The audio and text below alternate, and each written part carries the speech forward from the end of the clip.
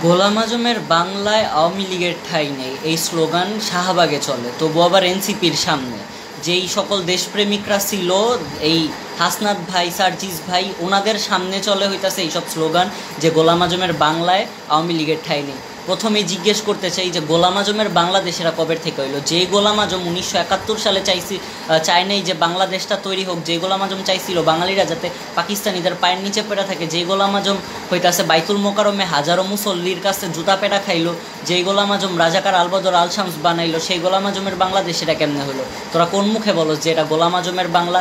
মানে ধর্মগিরি ধর্মাত্ম দেখাইতে গিয়ে কি তোরা এরকম বাঙ্গুগিরি দেখায় নিজেদের একদম মহান দেশপ্রেমিক ভাইবা ফেলোস?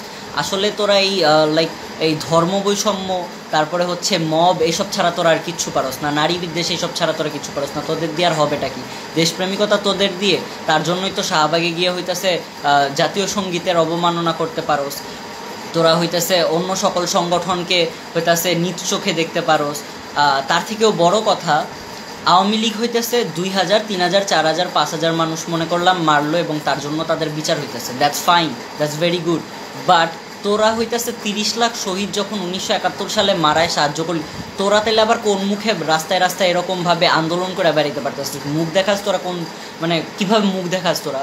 তোরা হইতাছে এই বাংলাদেশের সবচেয়ে বড় আবর্জনা, তোদেরকে সর্বপ্রথমে ব্যান করা উচিত। হ্যাঁ, ব্যান তো 3-4 বার কতবারই কইরা ফেলছে, তো তারপরেও হইতাছে তোরা এরকম ছ্যাঁচড়ামি কইরা বেড়াইতেছিস, ছ্যাঁচড়ার মতো হচ্ছে রাস্তায় ইন্ডিপেন্ডেন্টলি ঘুরে বেড়াইতেছিস। আজকে বাংলাদেশ বলে এটা সম্ভব হইতাছে, অন্য জায়গায় থাকলে তোদের জুতা পেটা করে মানে দেশ থেকে দেশ ছাড়া করাইতো। তোদের আসলে কোনো যোগ্যতাই নেই বাংলাদেশে থাকার, তোরা তবুও কেমনে বাংলাদেশের মধ্যে ঘুরে বেড়াইতেছিস বুঝতেছি না। তার উপরে তোদের যারা সাহায্য করে তারা আসলে জানেই না তোদের ইতিহাসের ব্যাপারে। তাদের আসলে জানা উচিত যে এই এই তোরা যারা আসিস, তোদের এই মানে অতীতের ঘটনাগুলা কি, তোরা অতীতে কী করে বেড়াইছিস।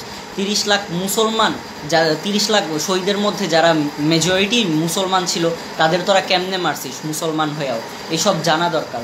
তোদের তো 1971 সালে টার্গেটই ছিল কয়েকটা, প্রথমত হচ্ছে অখণ্ড পাকিস্তান রাখা, দ্বিতীয়ত হচ্ছে বাঙালিদের পায়ের নিচে কইরা পদদলিত কইরা পাকিস্তানের সঙ্গে তাল মিলিয়ে চলা, তৃতীয়ত বাংলাদেশে সংখ্যালঘু নিধন করা, চতুর্থত হইতাছে তোরা হইতাছে বাংলাদেশে মব ক্রিয়েট করা। এইসবই ছিল হইতাছে তোদের আসল কাজ। তোরা এইসব কইরা কইরা বেড়াইতি, এইসব চাইতি, তোদের এইসব চাওয়া পাওয়া ছিল যেগুলো পাকিস্তানের সঙ্গে মিলা যেত, পরে হাত মিলাইছিস। তোরা এগুলো এখনও প্রতিফলিত করতে চাইতেছিস কেমনে, কোনিয়াতে? শোন, স্পিরিট বাঙালিদের মধ্যে আজীবন ছিল, থাকবে। 1971 সালটা তোরা যদি আবার ফিরে আনতে চাস, ওটা আবার ফিরে আসবে। তোরা যদি পাকিস্তানের রূপ নেস না, তাহলে আমরাও ঠিক সেই আগের মুক্তিযোদ্ধাদের মতো আবার যুদ্ধ লাগায় একদম এই দেশটাকে হইলে আবার দ্বিতীয়বারের মতো স্বাধীন করবো। তবুও তোদের এসব এই ফাত্রামিগুলো আমরা কেউ কোনো বাঙালি সহ্য করতে পারবো না। দিন শেষে আমাদের সবার আগে একটা পরিচয়, আমরা বাঙালি, আমরা বাংলাদেশি।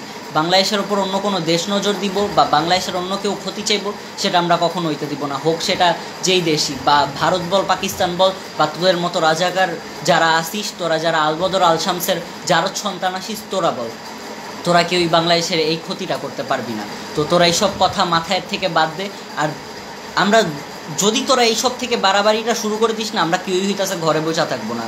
এটা ভাবিস না যে তোরা আমরা যে ঘরের মধ্যে বসে থাকবো, এরকম কোনো প্ল্যান মাথায় রাখিস না। বাংলাদেশ একটা অসাম্প্রদায়িক দেশ ছিল, বাংলাদেশ হচ্ছে একটা স্বাধীন রাষ্ট্র ছিল, বাংলাদেশ ছিল, এটা তোদের মাথায় রাখতে হবে। বাংলাদেশ পাকিস্তান না, বা বাংলাদেশ পূর্ব পাকিস্তানও না, এবং বাংলাদেশ গোলাম আজমেরও না।